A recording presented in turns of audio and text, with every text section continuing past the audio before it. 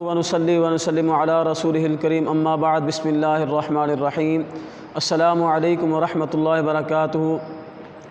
معزز سامعین و ناظرین، جیسا کہ آپ کے علم ہے کہ ہم نے پچھلی ویڈیو میں وضو کے متعلق گفتگو کی تھی کہ وضو کب فرض ہوتا ہے، کب واجب ہوتا ہے اور کب مستحب ہوتا ہے۔ اب ہم غسل کے بارے میں بات کرنے جا رہے ہیں۔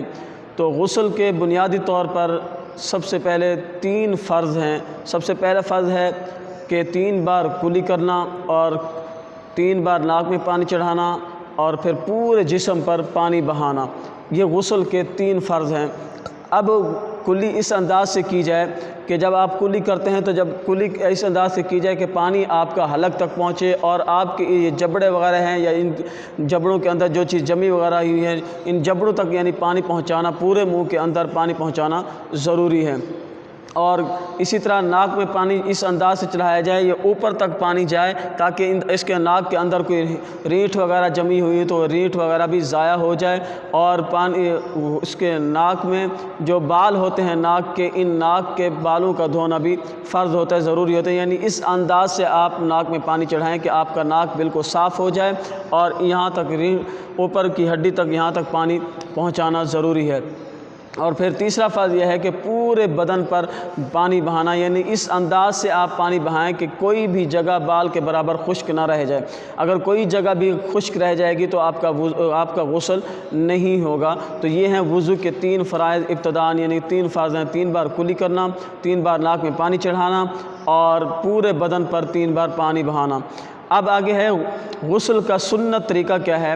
غسل کا سنت طریقہ یہ ہے کہ سب سے پہلے بسم اللہ الرحمن الرحیم پڑھے اور اس کے بعد نیت کرے، یعنی یہ نیت کرے کہ وہ پاکیزگی حاصل کر رہا ہے، طہارت حاصل کرنے کے لیے وہ غسل کر رہا ہے، یہ نیت کرے۔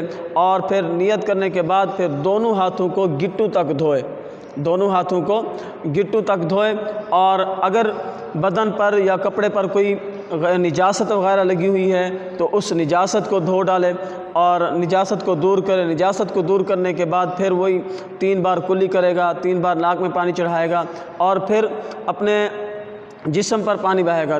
جسم پر پانی اس انداز سے بہائے کہ پہلے سر پر پانی ڈالے، پھر داہنی طرف پانی ڈالے، پھر الٹی سائڈ پر 3 بار پانی بہائے۔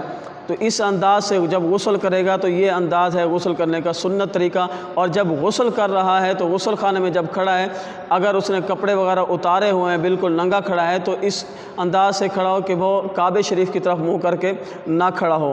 اور اگر کوئی شخص غسل سے پہلے وضو کر لیتا ہے تو سنت طریقہ یہ ہے کہ پہلے غسل سے پہلے وضو کر لے اور اچھے انداز سے وضو کر لے۔ اور اگر کسی ایسی جگہ پر غسل کر رہا ہے کہ جہاں نیچے پانی جمع ہو جاتا ہے، پانی فوراً ضائع نہیں ہو جاتا، چلا نہیں جاتا، ایسی جگہ پر غسل کر رہا ہے تو پھر وضو کرنے سے وضو کر لے لیکن پاؤں کو نہ دھوئے۔ جب غسل کر لے گا پھر پاؤں دھوئے گا۔ لیکن اگر پانی فوراً چلا جاتا ہے، نیچے فرش بندھا ہوا ہے یا کسی چوکی وغیرہ پر کھڑا ہوا ہے تو پھر پاؤں بھی دھو لے، تو اس میں کوئی حرج والی بات نہیں ہے۔ اور پھر جب غسل کر لے، غسل کر لینے کے بعد پھر خشک کپڑے سے اپنے جسم کو بالکل خشک کر لے۔ تو یہ ہے غسل کا سنت طریقہ۔ اب جن چیزوں سے غسل فرض ہوتا ہے وہ 4 چیزیں ہیں، جن 4 چیزوں سے غسل فرض ہوتا ہے، یعنی جب انسان پر غسل فرض ہو جاتا ہے، ضروری ہو جاتا ہے، وہ 4 چیزیں ہیں۔ سب سے پہلے جنبی انسان پر، یعنی جس شخص نے مباشرت کی ہو اس شخص پر غسل کرنا فرض ہو جاتا ہے۔ اور دوسری وہ عورت جو حیض سے پاک ہوئی ہو، یعنی اگر کسی عورت کو مینسز وغیرہ جیسے آتے ہیں، مینسز ختم ہونے کے فوراً بعد غسل فرض ہو جاتا ہے۔ اور تیسری وہ عورت کہ جو نفاس سے فارغ ہوئی ہو، یعنی جب بچے کی ولادت ہوتی ہے، بچے کی ولادت کے بعد 40ویں دن جا کے جب عورت غسل کرتی ہے اس وقت غسل کیا تو فرض ہوتا ہے۔ اور چوتھی چیز زندہ لوگوں پر مردوں کو غسل دینا بھی فرض ہے۔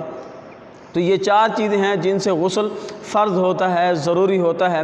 اب غسل مسنون کب ہوتا ہے، یعنی غسل کرنا سنت کب ہوتا ہے، تو 4 چیزیں ایسی ہیں جن سے غسل کرنا سنت ہے، یعنی ایسے موقع ہیں جن پر غسل کرنا سنت ہوتا ہے۔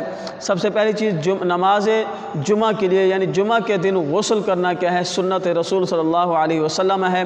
اور پھر عیدین کی نماز کے لیے، عیدین کی نماز کے لیے بھی غسل کرنا سنت ہے، اور احرام باندھنے کے لیے بھی غسل کرنا سنت ہے۔ حاجیوں کے لیے عرفہ میں سورج ڈھلنے کے بعد حاجیوں کے لیے مقام عرفہ میں سورج ڈھلنے کے بعد غسل کرنا سنت ہوتا ہے۔ تو یہ اس طریقے سے یہ 4 چیزوں سے غسل فرض ہوتا ہے اور 4 چیزوں سے غسل سنت ہوتا ہے۔ تو یہ ہم نے آج غسل کے متعلق گفتگو کی۔ آخر میں حدیث مبارکہ نبی کریم رؤوف رحیم صلی اللہ علیہ وسلم سے حضرت ام سلمہ رضی اللہ تعالی عنہا فرماتی ہیں کہ میں نے رسول اللہ صلی اللہ علیہ وسلم سے عرض کی کہ یا رسول اللہ صلی اللہ علیہ وسلم، میں اپنی مینڈیاں کس کر باندھتی ہوں، سخت باندھتی ہوں، کیا میرا مینڈیاں کھولنا ضروری ہے جنابت غسل کی وجہ سے؟ یعنی جب جنابت کا غسل میں کروں تو میں مینڈیاں اتنی سخت باندھتی ہوں، کیا میرا ان مینڈیوں کو کھولنا ضروری ہے؟ تو آقا کریم صلی اللہ علیہ وسلم نے فرمایا آپ کا مینڈیاں کھولنا ضروری نہیں ہے، اگر آپ کی جڑوں تک، آپ کے بالوں کی جڑوں تک پانی پہنچ جاتا ہے تو پھر مینڈیاں کھولنا ضروری نہیں ہے۔ تو اس سے پتہ چلا کہ اگر کسی عورت نے غسل کرنا ہے اور اس نے مینڈیاں باندھی ہوئی ہیں، سخت باندھی ہوئی ہیں، تو اب اس کو مینڈیاں کھولنے کی ضرورت نہیں ہے، لیکن ان مینڈیوں کے یعنی بالوں کی جڑوں تک پانی پہنچانا ضروری ہے۔ اگر یہ خدشہ ہو کہ بالوں کی جڑوں تک پانی نہیں پہنچے گا تو پھر مینڈیاں کھولنا ضروری ہوگا۔ اور اسی طرح اگر کوئی مرد ہے، اگر مرد نے بڑے بال رکھے ہوئے ہیں اور اس نے مینڈیاں باندھی ہوئی ہیں تو مرد کے لیے مینڈیاں کھولنا ضروری ہے، اور اگرچہ اس کی جڑوں تک پانی بھی پہنچ جائے تب بھی مرد کے لیے یہ ضروری ہے کہ وہ مینڈیاں کھول کر اپنے بالوں کو دھوئے گا اور اپنے بالوں کی جڑوں تک پانی پہنچائے گا۔ یہ عورت کے لیے حکم ہے کہ اگر مینڈیاں ہیں تو پھر جڑوں تک پانی پہنچایا جائے تو پھر مینڈیاں کھولنے کی ضرورت نہیں ہے، لیکن مرد کے لیے ہر صورت میں اگر اس نے مینڈیاں وغیرہ باندھی ہوئی ہیں تو اس کے لیے ضروری ہے کہ وہ مینڈیاں کھولے گا اور اپنے سر کو دھوئے گا۔ تو یہ ہے طریقہ غسل کا، سنت طریقہ، اور غسل کے 3 فرائض آپ نے سماعت فرمائے۔ دعا ہے اللہ تبارک و تعالیٰ سے، اللہ تبارک و تعالیٰ ہم سب کو صحیح معنی پاک و صاف رہنے کی توفیق رفیق عطا فرمائے۔ وآخر دعوانا الحمدللہ رب العالمین۔